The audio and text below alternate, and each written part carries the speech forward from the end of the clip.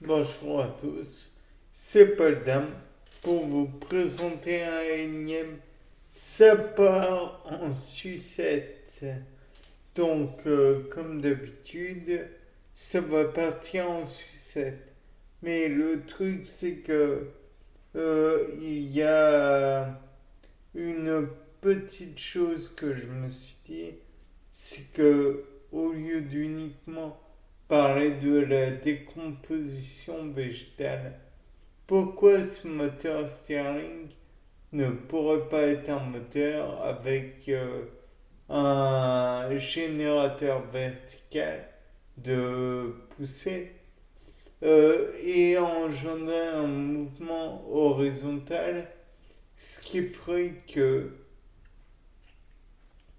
finalement la chaleur viendrait du dessus. Mais dans ce cas, vous allez me dire, bah pourquoi pas, mais la chaleur qui viendra du dessus, comme je l'affirme, elle sera refroidie par quoi? Bah si on réfléchit bien, au Canada par exemple, ils le font. Il y a des villes souterraines pour se protéger de la chaleur, tout comme ils le font probablement dans d'autres pays. Néanmoins, le truc, donc la chaleur viendrait d'où dans ce cas, puisque la fraîcheur du sol, la chaleur pourrait venir du ciel. Et la question est, mais précisément, ce serait quoi? Ce serait le soleil qui apporterait la chaleur, étant donné que si on s'en réfère à quelques informations que l'on peut glaner sur Internet, par exemple, sur la lumière du soleil, c'est de la lumière blanche. De là, bon, on peut se dire, ça ne sert à strictement rien.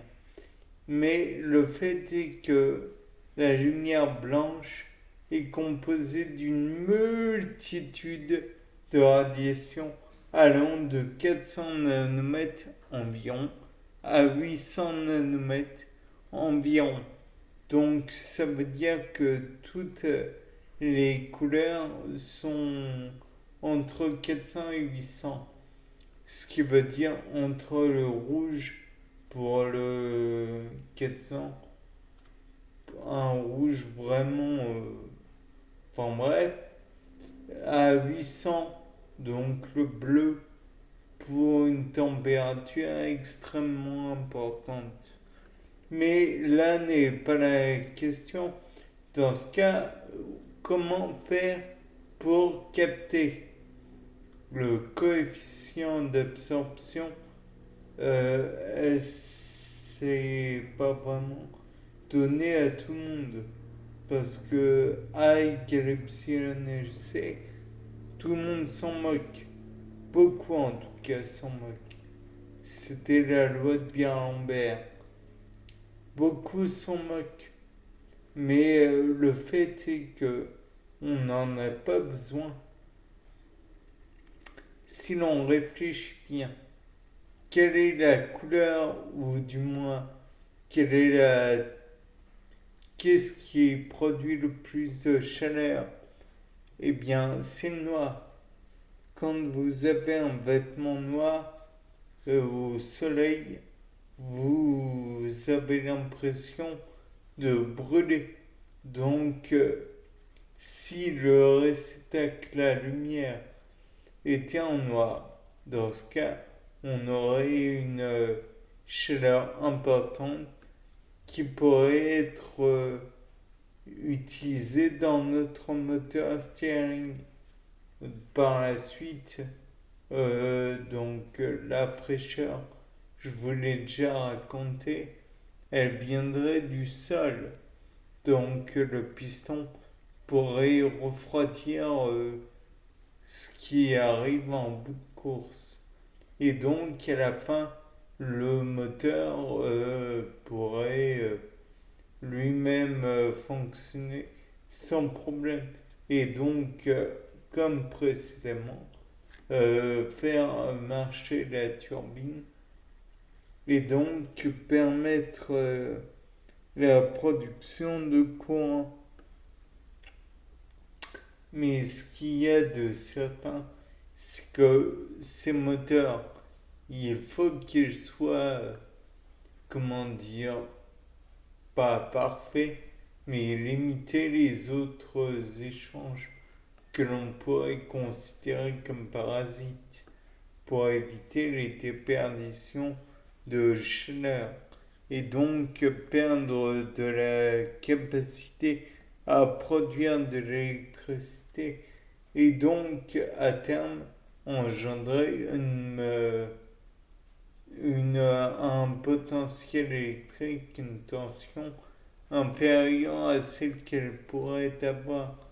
De plus, le fait est que même si on produit cette température importante via le soleil pour alimenter notre moteur steering, il est clair que cette chaleur devra être apportée dans un lieu bien particulier, à savoir un lieu sec pour éviter qu'il y ait des déperditions et des condensations qui pourraient encore une fois produire un effet négatif sur notre capacité à produire de l'électricité. Donc, il faudrait que cela soit un environnement sec. De plus, il faudrait éviter qu'elle se condense parce qu'il y aura peut-être de la condensation et peut-être qu'il y aura même de la glace qui se formerait, ce qui pourrait être là aussi gênant, puisque la glace pourrait perturber le bon fonctionnement de, du moteur. De plus, il faudrait éventuellement que cela n'interfère pas sur la conduction du courant, puisque si l'on produit beaucoup de courant, il est possible, envisageable peut-être, qu'il y ait une perte de courant par effet, attendez, effet Joule. C'est-à-dire que la résistance interne du fil électrique pourrait être délétère et donc perdre beaucoup d'énergie juste par cet effet. Parce que si on produit pour perdre, ça ne vaut pas la peine. Donc il serait peut-être utile que ce fil circule dans des gaines, entre guillemets, dans des tuyaux même, en quelque matière qui soit, mais isolante, comme ça, sous le sol, par contre.